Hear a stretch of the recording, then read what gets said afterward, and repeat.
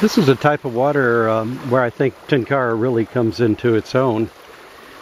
I've fished this run many times with a conventional 5-weight fly rod and have had some success just keeping a few inches of fly line and leader and tippet out of the end of the rod and high sticking, in a sense, fishing Tenkara style.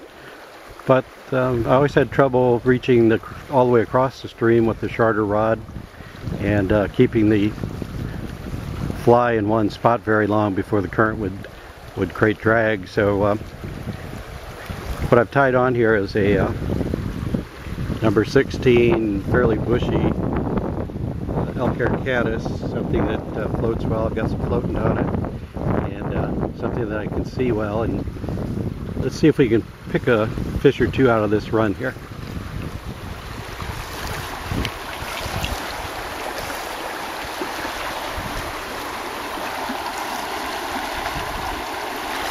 There's our first one. First cast, first fish. Okay.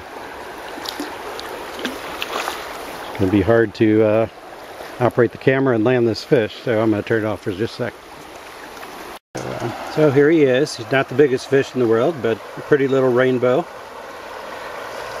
Came rocketing up for that elk hair caddis. And let's try again. Well, perhaps you can see there's a little bit of slack water at the upper end of that log that's submerged in the water. I'm going to try to get the fly there, and let's see if we can find something hiding there.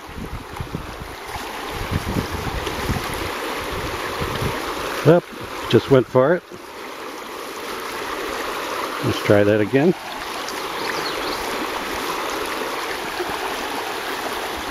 There we go. Oh, missed another.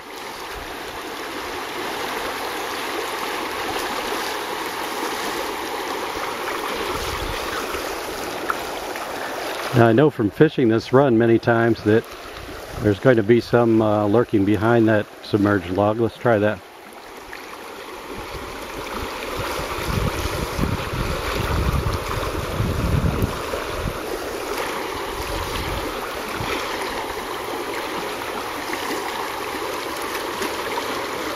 Whoa, there he is. Okay, he's a pretty good one.